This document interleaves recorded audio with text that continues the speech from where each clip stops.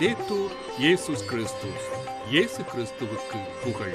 தமிழ் கூறும் நல்லுலகில் வாழும் அனைத்து அன்புள்ளங்களுக்கும் வத்திக்கான் வானொலியின் வணக்கம். இறைவன் உங்கள் உள்ளத்தையும் இல்லத்தையும் தன் அன்பாலும் அருளாலும் அமைதியாலும் இன்றும் என்றும் நிரப்புவாராக.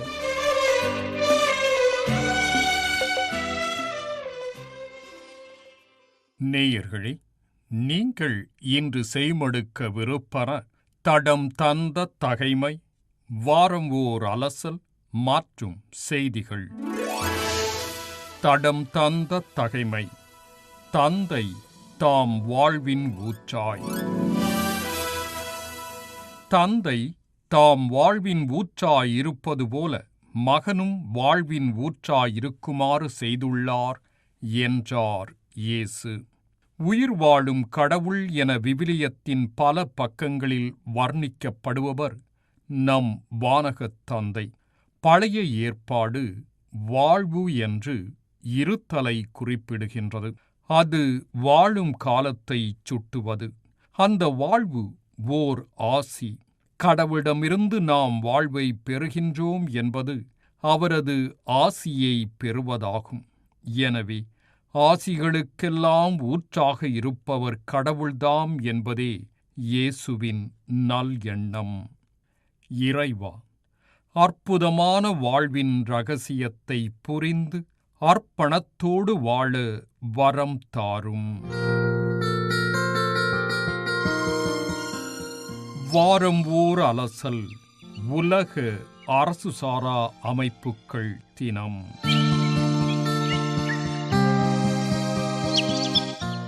உலக அரசு சாரா அமைப்புகளின் பங்களிப்பை அங்கீகரிக்கும் நாள்தான் பிப்ரவரி 27 சிறப்பிக்கப்படுகின்றது.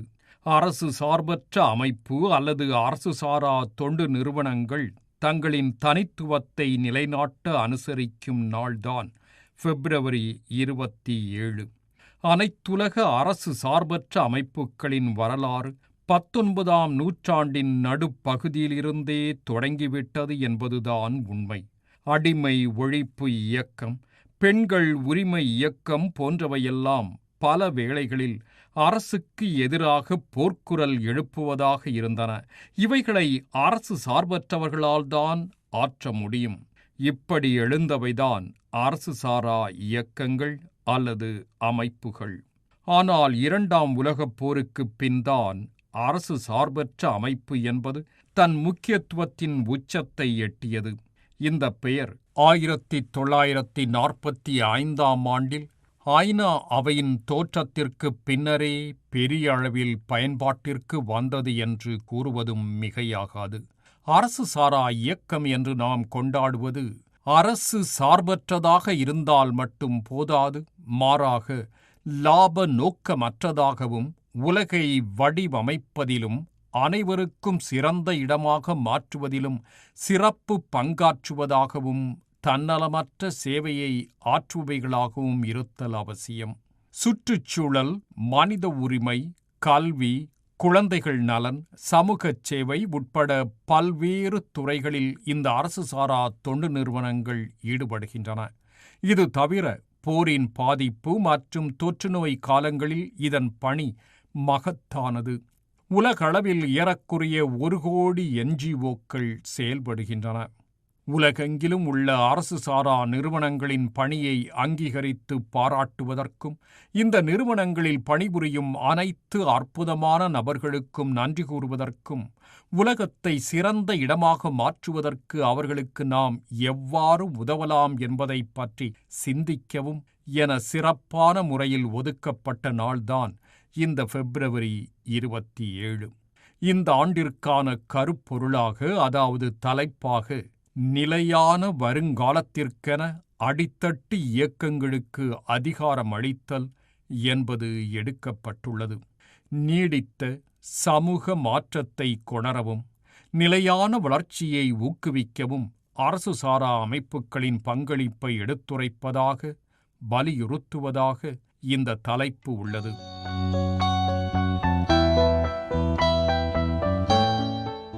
2009ஆம் ஆண்டே இந்த அரசு சாரா அமைப்பு நாள் முன்மொழியப்பட்ட போதிலும் 2014 பிப்ரவரி 27ஆம் தேதிதான் இந்நாள் முதலில் கொண்டாடப்பட்டது.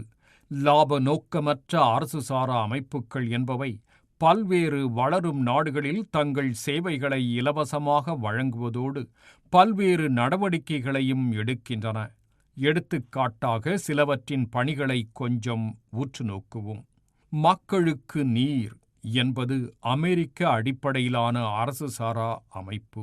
இது 1991ஆம் ஆண்டில் அமெரிக்காவின் நீர் வழங்கல் சங்கம் மூலம் நிறுவப்பட்டது.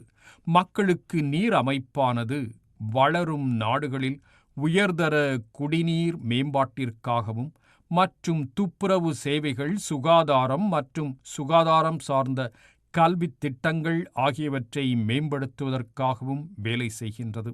இந்த அமைப்பின் நோக்கம் என்னவென்றால், உலகில் யாரும் நீராலோ அல்லது துப்புரவு சேவை குறைபாட்டாலோ இறக்கக்கூடாது என்பதாகும். மக்களுக்கான நீர் அமைப்பு ஏற்கனவே 9 நாடுகளில் 40 லட்சம் மக்களுக்கு பாதுகாப்பான நீர் மற்றும் துப்புரவு வசதிகளை வழங்கியுள்ளது. மெடிசன்ஸ் சான்ஸ் ஃப்ரான்டியர்ஸ் அமைப்பு, அதாவது எல்லைகளற்ற மருத்துவம் என்பது 1971ஆம் ஆண்டு நிறுவப்பட்ட அரசு சார்பற்ற ஒரு மருத்துவ சர்வதேச மனிதாபிமான நிறுவனமாகும். இது ஒரு பிரெஞ்சு மருத்துவர்கள் மற்றும் பத்திரிகையாளர்கள் குழுவால் நிறுவப்பட்டது. இது 70க்கும் மேற்பட்ட நாடுகளில் மருத்துவ உதவி வழங்குகின்றது. இதில் 30,000த்திற்கும் அதிகமான செவிலியர்கள், மருத்துவர்கள், போக்குவரத்து வல்லுநர்கள், சுகாதாரம் மற்றும் நீர்வழி பொறியாளர்கள் மற்றும் மருத்துவ நிபுணர்கள் உள்ளனர். கேர், அதாவது கேர் இன்டர்நேஷனல் என்பது ஒரு பன்னாட்டு அரசு சார்பற்ற நிறுவனமாகும். இது உயிர்களை காப்பாற்றுவதற்கும் உலகளாவிய வறுமையை ஒடுக்குவதற்கும் மற்றும் பெண்கள் மீது கவனம் செலுத்துவதற்கும் உழைக்கும் அமைப்பாகும். கேர் இன்டர்நேஷனல் 1945இல் நிறுவப்பட்டது. இது உலகின் மிகப்பெரிய மற்றும் பழமையான மனிதாபிமான உதவி நிறுவனங்களில் ஒன்றாகும். 94க்கும் மேற்பட்ட நாடுகளில் கேர் பணியாற்றுகின்றது. பாதுகாப்பு, அவசர நிலை, நீர் மற்றும் சுகாதாரம், பொருளாதார வளர்ச்சி, உணவு பாதுகாப்பு, கல்வி, சுகாதாரம் ஆகியவற்றிலும் இவ்வமைப்பு கவனம் செலுத்துகின்றது. அகுமென் உலகெங்கிலும் உள்ள வறுமை, உடல்நலம் மற்றும் பசி போன்ற சமூக பிரச்சினைகளை தீர்ப்பதற்கான தொழில் முனைவோர் அணுகுமுறையை பயன்படுத்தும் நோக்கத்துடன் 2001ஆம் ஆண்டில் நிறுவப்பட்டது. ஏழை மக்களுக்கு ஏற்ற நலன்கள் மற்றும் சேவைகளை வழங்கும் நிறுவனங்களுக்கு இது உதவுகின்றது. கியோர் வயலன்ஸ் என்பது முன்னர் சீஸ்ஃபயர் என அழைக்கப்படும் சிகாகோவை சார்ந்த அமைப்பாகும். இது சமுதாயத்தில் வன்முறைகளை குறைப்பதற்கும் அதிக ஆபத்துள்ள நபர்களை கண்டறிந்து சமூக நெறிமுறையை மாற்றுவதற்கும் உலகம் முழுவதிலும் சுறுசுறுப்பாக செயல்படுகின்றது. இந்த அமைப்பு 2000ஆம் ஆண்டில் நிறுவப்பட்ட முதல் ஆண்டிலேயே 67 விழுக்காட்டு துப்பாக்கிச் சூடுகளை குறைத்துள்ளது. இவ்வாறு பல அமைப்புகள், தொண்டு நிறுவனங்கள் உள்ளன.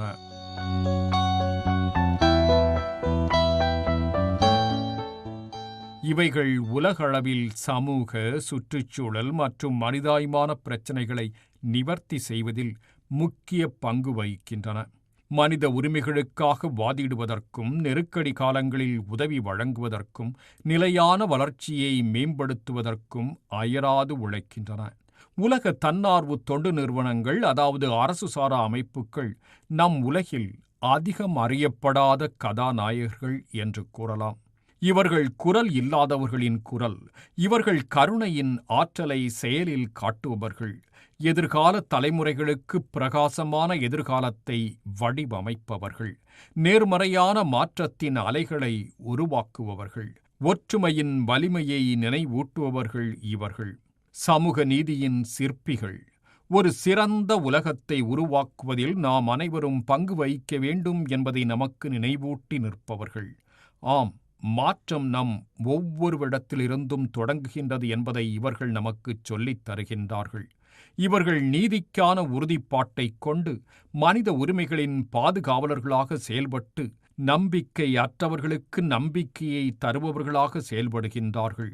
இன்றைய உலகிற்கு இவர்கள் நம்பிக்கையின் கலங்கரை விளக்கமாக செயல்படுகின்றார்கள். இப்படிப்பட்டவர்களுக்கு உதவ வேண்டியது, ஊக்கமளிக்க வேண்டியது நம் கடமை. ஒரு சிறிய இரக்கச் செயல் கூட பெரும் மாற்றத்திற்கு வித்திட வல்லது. நாளைய உலகிற்காக உழைக்கும் தன்னலமற்ற அரசு சாரா அமைப்புகளுடன் இணைந்து பணியாற்றுவோம். ஒன்றை நாம் தெளிவாக புரிந்து கொள்வோம். அரசு சாரா அமைப்புகள் உதவிகளை மட்டும் வழங்கவில்லை, அதற்கும் மேலாக வருங்காலத்திற்கான நம்பிக்கையை விதைக்கின்றன. அவைகள் ஏழ்மையை அகற்றுவதற்கும் நல மேம்பாட்டிற்கும் சமூக நீதிக்காகவும் இவ்வுலக வளங்களை காக்கவும் உழைக்கும் போதெல்லாம் அவைகளின் அடிமனதில் இருக்கும் நோக்கமெல்லாம் வளமான, வாழ்வதற்கு ஏந்த வருங்காலத்தை உருவாக்க வேண்டும் என்பதுதான். அவைகளும் 1008 பிரச்சனைகளை எதிர்நோக்குகின்றன. நிதியின்மை, அரசின் கட்டுப்பாடுகள், அங்கீகாரமின்மை என எத்தனை சவால்கள் இருப்பினும் மக்கள் நலனே அவர்களை முன்னோக்கி உந்தித் தள்ளுகின்றது. இதில் நம் ஆதரவை அவர்கள் எதிர்பார்க்கின்றார்கள். அவர்களுக்கு நாம் நம்மால் இயன்ற நிதி உதவி ஆற்றலாம். அவர்களுடன் இணைந்து சுயவிருப்ப பணியாளர்களாக செயலாற்றலாம். அவர்களின் பணிகள் குறித்த விழிப்புணர்வை மற்றவர்களுக்கும் ஊட்டலாம் என பல்வேறு வழிகளில் நாம் அவர்களுக்கு உதவலாம். சமூகத்தில் நேர்மறையான மாற்றத்தை உருவாக்குவதற்கு தன்னார்வ தொண்டு நிறுவனங்களை ஆதரிக்கவும் ஒத்துழைக்கவும் மக்களை ஊக்குவிக்க வேண்டியது நம் கடமை. சிக்கலான உலகளாவிய சவால்களை எதிர்கொள்வதற்கும் அனைவருக்கும் சிறந்த உலகத்தை உருவாக்குவதற்கும் கூட்டு நடவடிக்கை மற்றும் ஒத்துழைப்பு அவசியம் என்பதை இந்த நம் கடமை நினைவூட்டி நிற்கின்றது. ஏனெனில் மனித உரிமைகள், சுகாதாரம் மற்றும் கல்வி போன்ற அத்தியாவசிய சேவைகளை வழங்குவதிலும் நிலையான வளர்ச்சியை மேம்படுத்துவதிலும் இந்த நிறுவனங்கள் முக்கிய பங்கு வகிக்கின்றன என்பதை நாம் மறந்துவிடக்கூடாது. உலக அரசு சாரா அமைப்புகளின் நாளை சிறப்பித்து வருங்காலத்திற்கு வழிகோல்வதில் நம் பங்கையும் ஆற்றுவோம். அன்பின் ஆட்சியை கொண்டு வந்த தெய்வமே, அன்பரே நீர் வாருமே.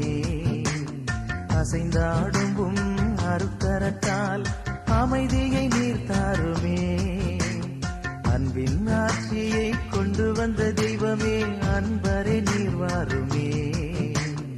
அசைந்தாடும் அருக்கரத்தால் அமைதியை நீர் தாருமே. அமைதியை நீர் தாருமே.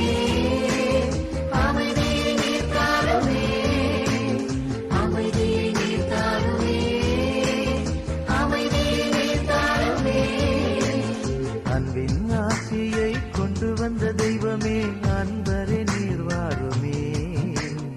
அசைந்தாடும் அருக்கரத்தால் அமைதியை நீர் தாருமே.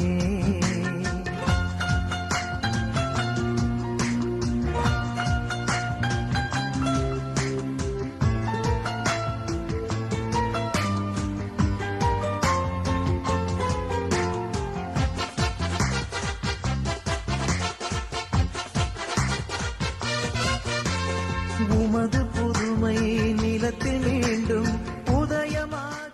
உலக அரசு சாரா அமைப்புகள் தினம் குறித்த வாரம் ஓர் அலசல் நிகழ்ச்சியை இன்று உங்களுக்கு வழங்கியது வத்திக்கான் வானொலி.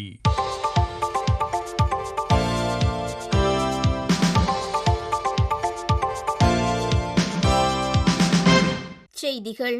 திருத்தந்தை பிரான்சிஸ் அவர்கள் உடல் நலத்திற்காக பிப்ரவரி 24 திங்கட்கிழமை ரோம் உள்ளூர் நேரம் இரவு 9 மணியளவில், இந்திய இலங்கை நேரம் நள்ளிரவு 1:30 மணியளவில் வத்திக்கான் தூய பேதுரு பெருங்கோவில் வளாகத்தில் சிறப்பு ஜெபமாலை வழிபாடானது நடைபெற இருப்பதாக திருப்பீட செய்தி தொடர்பகம் தெரிவித்துள்ளது.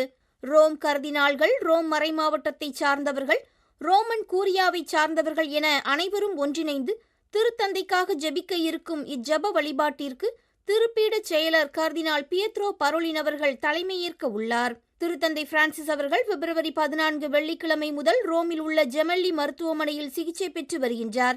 பிப்ரவரி 24 திங்கட்கிழமையோடு 10 நாட்களாக மருத்துவமனையில் இருக்கும் திருத்தந்தை அவர்கள் நல்ல உடல்நலம் பெற உலகின் பல பகுதிகளில் உள்ள மக்களால் சிறப்பு ஜெப வழிபாடுகள் நடத்தப்படுகின்றன. அவ்வகையில் ரோமில் உள்ள கர்தினால்கள், ஆயர்கள், மறைமாவட்ட அருள் பணியாளர்கள், துறவரத்தார் மற்றும் இறைமக்கள் சார்பில் பிப்ரவரி 24 திங்கட்கிழமை இரவு 9 மணிக்கு சிறப்பு ஜெபமாலையானது ஜெபிக்கப்பட இருக்கின்றது. திருத்தந்தை பிரான்சிஸ் அவர்கள் ரோம் ஜெமெல்லி மருத்துவமனையில் சுய நினைவுடன் இருக்கின்றார் என்றும், உடல்நிலை மோசமாக இருந்தாலும் மூச்சு திணறல் பிரச்சனை எதுவும் இல்லை என்றும் திருப்பீட செய்தி தொடர்பகம் அறிவித்துள்ளது.